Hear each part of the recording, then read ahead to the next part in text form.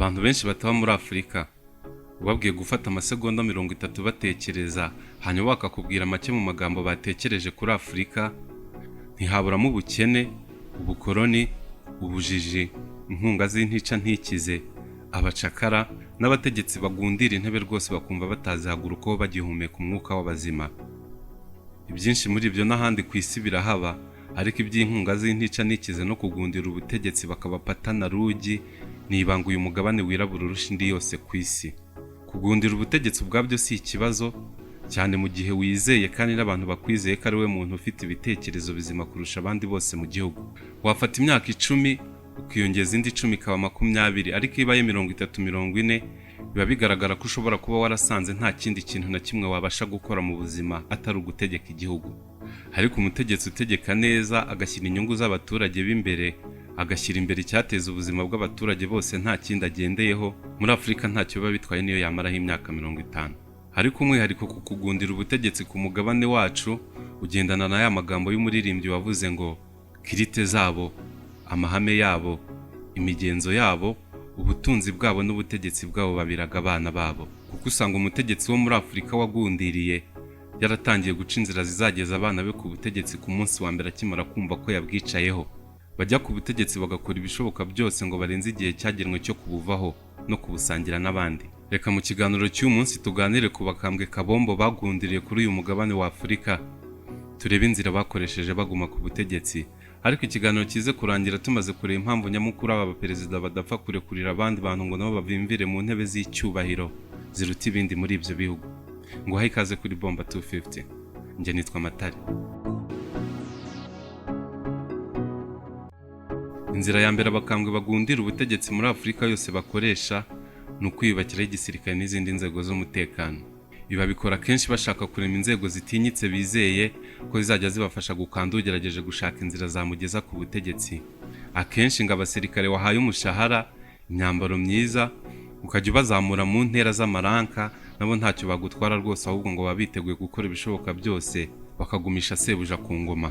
Harimo kandi kwinjirira inteko zishinga amategeko ku buryo abazigize bazajya batora amategeko atabangamira ingoma ya sebuja, ndetse bakanabafasha gusiba mu mategeko nshinga ingingo zose zababuza gukomeza kwicara mu ntebe zisumba izindi. Ni uguhindura itegeko nshinga. Indi ntwara abategetsi bo muri Afurika bakoresha bagundira ubutegetsi ni ukuvuga ko ibihugu byabo bifite ibibazo uruhuri bibyugarije, kandi ko babigeze kure ku buryo bavuye ku butegetsi batabikemuye igihugu cyaba gihombye.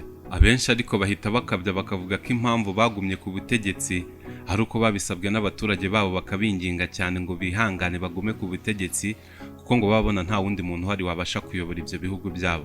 Ibi mwumvishe ibisa nabyo hano haruguru mu baturanyi, ubwo umukambwe ubayobora yashakaga manda ya 6.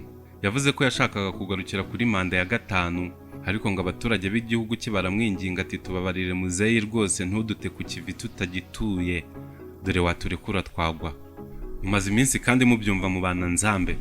Perezida Antoine Felix Tshisekedi avuga ko rwose amatora yarateganyijwe kuba mu gihugu atabasha kuba ku gihe, ko ngo igihugu cye gihanganye nabo yita ibisiribobo by'abanyamahanga bateye igihugu cye. Yewe mperutse no kubona bamutahiye ubukwe bavuga ko hari ingingo ari gusiba mu itegeko nshinga ngo azabashe kwiyongeza indi myaka ku butegetsi nk'uko n'abandi bose tugiye kuvuga muri iki kiganiro babigenje. Hari intwaro kandi y'ubukoloni bugezweho, neocolonialism, aho usanga muri Afurika hari abategetsi bakorera inyungu zabampatse ibihugu. Urugero, niba ubutegetsi bwa Cote d'Ivoire bukorera abafaransa, nabo bazakora ibishoboka byose babugumisheho.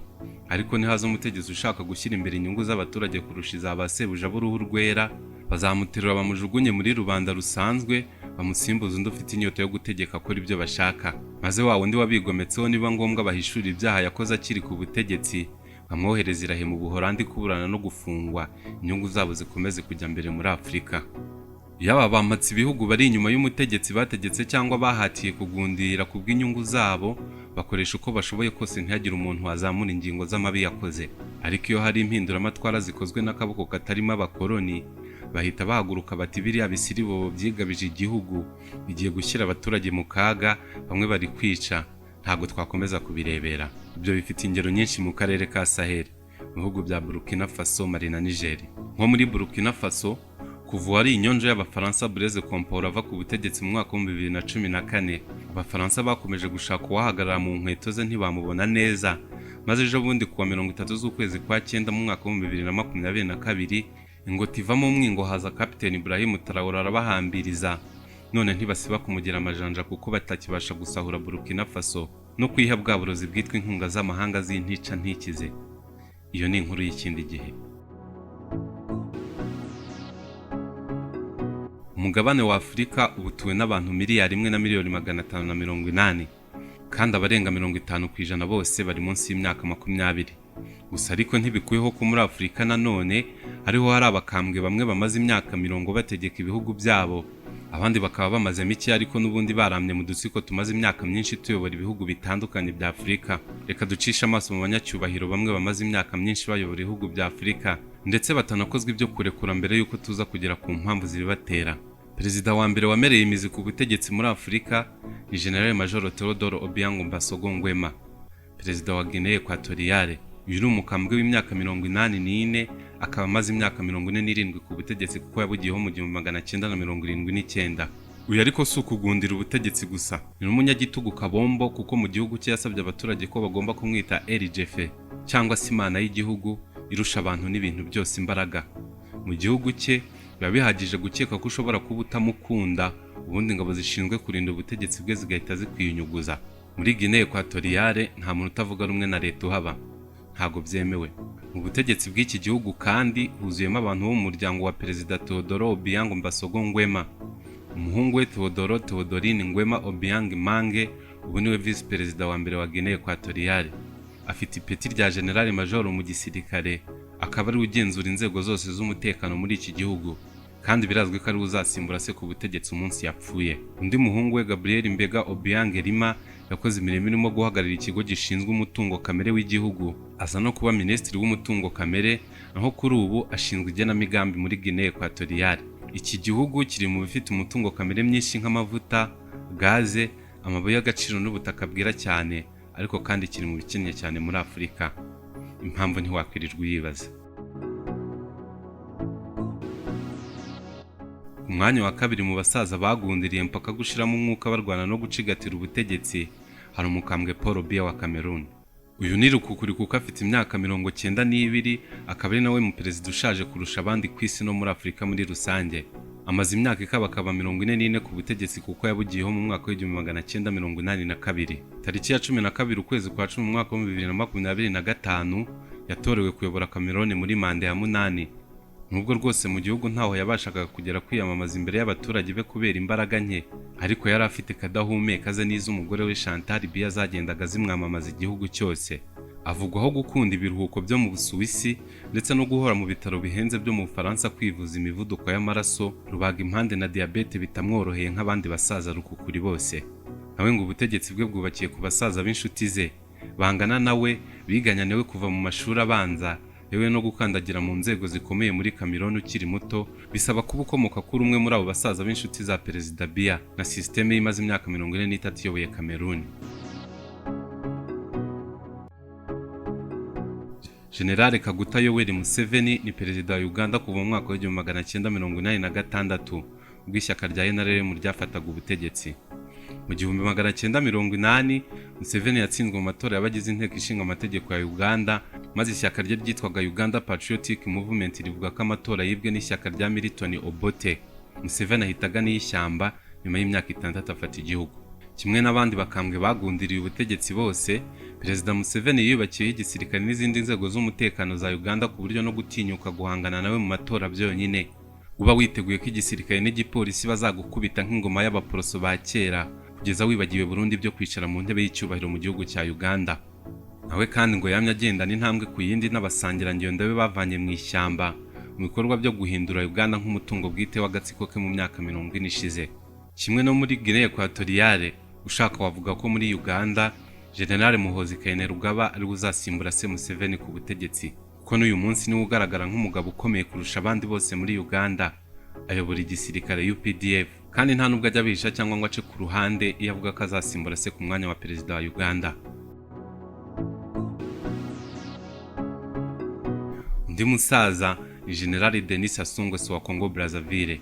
Nawe ni umukambwe w'imyaka 82, amaze imyaka 42 yose ayobora igihugu cya Congo Brazzaville.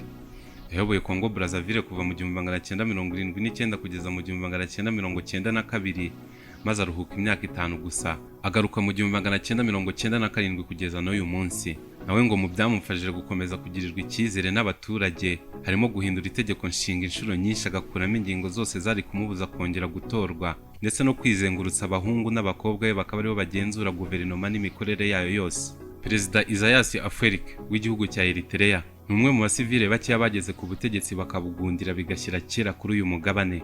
Kuva mu 1993 ubwo Eritrea yiyomoraga kuri Ethiopia, Isaias Afwerki niwe perezida. Yari umukada wo hejuru mu mutwe wa EPLF, Eritrean People Liberation Forces. Izi zari inyeshyamba zaharaniye ubwigenge bwa Eritrea, maze nyuma yo kubona yibera perezida kugeza n'uyu munsi. Eritrea bivuga ko ari cyo gihugu kirimo ubwisanzure buke muri Afurika yose. Yemwe bamwe bajya kure bakanavuga ko Eritrea ari Korea ya ruguru yo muri Afurika. Perezida Afwerki azwiho kutavuga rumwe n'uburengerazuba bw'isi ndetse no kutarya imboga, kuko yivugira ko nta kintu atinya mu byo bamukorera byose, nko kumufatira ibihano cyangwa kumwica, ko n'ubundi wazwi nk'umusaza w'igihazi. Ngo yanamaze kubwira abantu ko udafite isano ye y'amaraso atazigera ayobora iki gihugu, ko ngo amaraso ye niyo yakibohoye, ni nayo gusa yabasha kugitegeka. Kugeza ubu afatanya n'umuhungu we Abraham Afwerki mu kuyobora Eritrea. Mu guhitamo upfa n'ukira, ibikorwa n'ibidakorwa muri Eritrea byose bigenwa n'aba bagabo babiri bonyine. Muri Djibouti, Perezida Ismail Omar Guelleh w'imyaka 78 amaze imyaka 27 ku butegetsi, ko yabugiyeho mu 1999 kandi yabugiyeho abantu batamutoye, ahubwo yabusimbuyeho Nyirarume Hassan Guled wari umaze imyaka 22 imbaraga z'umubiri zimushiranye ashyiraho umwishywa we. Ni ukuvuga ko umuryango wabo umaze imyaka 59 uyobora igihugu cya Djibouti kuva mu mwaka w'1977. Ejo bundi mu kwezi kwa gatatu k'uyu mwaka, inteko ishinga amategeko ya Djibouti yasibye ingingo zamubuzaga kwiyamamaza, ku itegeko nshinga ryavugaga ko imyaka ntarengwa yo kuyobora igihugu ari 75. Yaba Perezida Ismail Omar Guelleh na tonto we wamushyize ku butegetsi ngo nta kintu gifatika bakoze mu kuzamura ubukungu bwa Djibouti, ku buryo ngo igihugu kimaze imyaka 59 kigenda bigura intege mu iterambere. Muri Afurika ariko si abantu ku giti cyabo gusa bamaze imyaka myinshi bayobora ibihugu, ahubwo usanga hari n'amashyaka yayoboye ibihugu kuva mu myaka y'ubwigenge kugeza n'uyu munsi.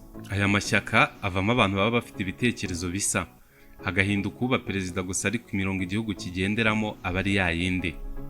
Chama cha Mapinduzi muri Tanzania yayoboye iki gihugu kuva mu mwaka w'1961. Tanganyika African National Unity ya mwarimu Julius Nyerere muri Tanganyika yahujwe na Afro-Shirazi Party yo muri Zanzibar, maze bakora ishyaka rya Chama cha Mapinduzi ryayoboye Tanzania kugeza n'uyu munsi. Kuva mu 1961 Tanzania imaze kuyoborwa n'abaperezida batandatu ariko bose bagendera mu murongo umwe wa CCM.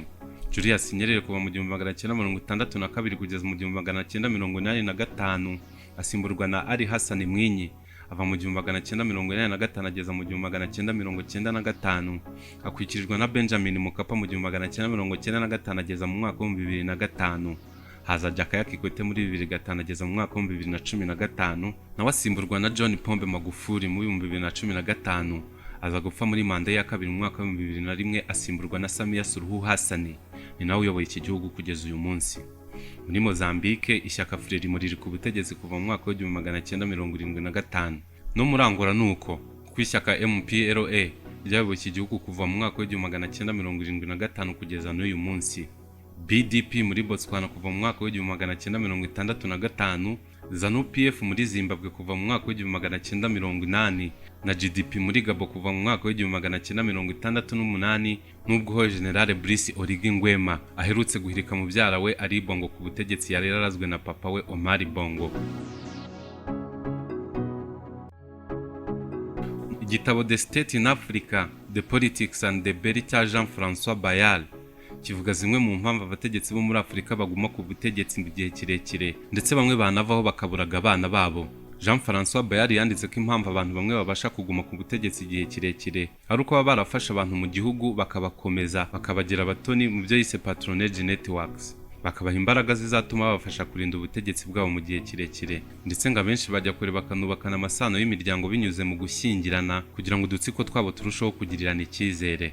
Avuga ko kandi ikintu cya mbere abantu bazagundira ubutegetsi bakora babugezeho ari ugufata imitungo kamere y'igihugu mu ntoki zabo n'imiryango yabo. Ikindi gitabo The Regime Change and Succession Politics in Africa 5 Decades of Misrule cy'Abanyakenya Maurice Nyanganya Amatubi na Shadrack Wanjara na Songo kivuga ku butegetsi buhuriyeho abategetsi bagiye bagundira muri Afurika bagiye bakoresha, harimo kubakira kuri politiki yo guhanganisha amoko ku buryo abaturage ubwabo bibonamo ihangana. Mu by'uyu mwanditsi muri iki gitabo yise It's Us versus Them Politics, ndetse bakanavuga kuri ari urusyo umugabane wa Afurika wikoreye uhora ugendana rukabuza gutera imbere nk'indi migabane. Ibindi bitabo birimo From Personalized Rule to Institutionalized Regime cy'umwanditsi Anne Menge, The Politics of Presidential Term Limits cya Alexander Butaro na Robert Erigi, ndetse na Leadership and Problem of Electoral Democracy in Africa cya Ike Odugu, byose bivuga kuri iyi ngingo.